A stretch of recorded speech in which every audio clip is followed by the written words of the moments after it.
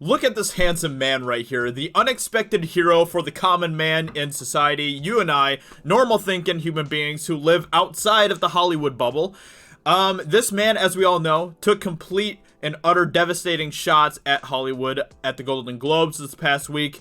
It was beautiful to see, and he did not slow down at all. He did not hold anything back, and that is the type of people that we need to continue to call out Hollywood. Thank you, Ricky Gervais, for being a hero for the rest of us. Anyway, he said a couple things here that I wanted to get to, because he talked about how when he wanted to do the Golden Globes presentation, he wanted to do it, he wanted to target his jokes for people like us. He wanted to make it, stuff that we can relate to, and not so much stuff that people in the room in the Hollywood elites could relate to. And I found this very interesting. So this is what he says right here.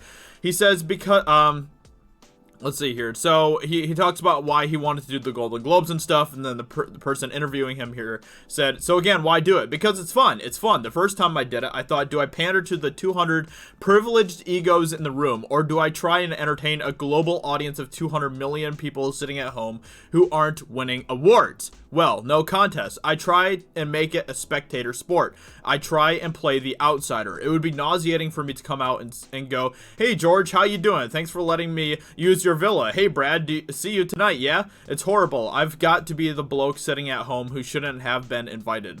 That's who I've got to be. And that is a great way to approach this entire thing, and this is why I think a lot of people just appreciate so much what he said at the Golden Globes this past week, where, you know, he spoke in a way to Hollywood. He spoke what we have all been thinking to Hollywood, what we've all been wanting to say to Hollywood for so long. He actually went out and said it. This man has some of the biggest balls I've ever seen, because, you know, he could have, well, he did face a lot of backlash over that. Like, not only did the mainstream media go after him about this and screech at the top of their lungs and cry about how evil this man is now, Ricky Gervais, very bad man now, because he spoke out against the Hollywood establishment. But we saw a lot of SJWs also losing their minds over what he was saying and stuff as well, and, you know, crying about him in his Twitter mentions and all that type of stuff. And it's just absolutely ridiculous. But that's just a small majority of the people. The vast amount of people that actually appreciate what he says are so happy with the things that he said at the Golden Globes, and are so excited to see where this takes things, because this opened up the can of worms. What Ricky Gervais said at the Golden Globes completely tore open what everyone knows has been brewing under the surface when it comes to the Hollywood hypocrisy and all of that type of stuff. Ricky Gervais exposed it. He put it out in the light, and I am very interested to see what happens next. Obviously, we've had some people in the past, especially last year, that have done kind of the similar things, like Todd Phillips, the director of Joker, and Dave Chappelle, and some of those types of people. But, you know, Ricky Gervais, he went all in, and he did not hold back at all. And he completely got to the very core of what this entire issue is. He spoke specifically to the issue of the Hollywood hypocrisy, of them pretending to be so great and mighty and woke and better than everyone else in society, when really they are probably some of the most rotten people in society. Anyway, so, you know, I appreciate the fact that he took the stand for the common man, you and I. He took a stand for the 200 million people sitting at home who weren't winning the awards. He did not take the stand for the 200 privileged egos in the room. And man, I appreciate this man. I really do. And there's a lot of people that are like, well, he's not even a Republican. And it's like, yeah, well, so like, that has literally nothing to do with this at all. So anyway, Todd Phillips, who directed Joker and the Hangover movies, has complained that woke culture is ruining comedy because comedians feel they can't push boundaries. Is he correct?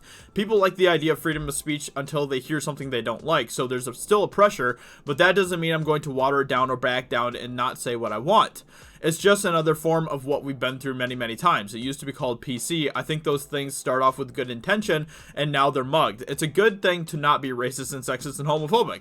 Obviously, like, Everyone knows this, but it's not a good thing to not be allowed to make jokes about those things, because you can tell a joke about race without being racist. I'm happy to play by the rules. It's just that the 200 million people watching have different rules. That's the play. When people say he crossed the line, I said, I didn't draw a line. You did. It's relative. It's subjective. And man, this man is speaking wisdom.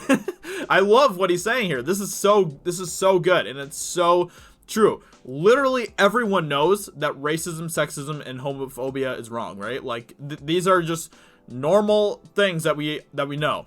And I don't understand why these wokesters continue to act like that. It's like some revolutionary new idea that these things are bad, and suddenly, you know, it's the woke people, the people that are fighting for social justice on Twitter all day. They are the ones that are the guardians, the gatekeepers of what society should be and all that type of stuff. And it's like, no, like I make jokes about anybody. I don't care who you are. I don't care what kind of a background you have. If I want to actually treat you as an equal human being, I'm probably gonna make jokes about you. And that's the thing, is that these people don't want equality. They want special treatment. And that's where the issue lies here. And we saw that with the Dave Chappelle thing, where Dave Chappelle was literally saying in his comedy special for Netflix last year, where he was talking about, you know, there are people that want to be withheld from being made fun of and stuff. And he was literally talking about that in his comedy special. And then right after that, those same people that he was making fun of about not wanting to be made fun of went after him. It's like, do you guys, are you guys really this stupid? Like, really? So anyway, that's obviously a thing as well. So you have said that you don't want to make jokes about things people can't help, the color of their skin, their sex, or where they were born. And you know, obviously, you know, that those are obviously his personal boundaries, but you know, those are totally fine boundaries to me. You know, it doesn't really matter. You know, if you want to make jokes about anything, go for it. If you don't want to make jokes about anything, hey, that's fine. Make jokes about what you want to make jokes about, and let other people make jokes about what they want to make jokes about as well.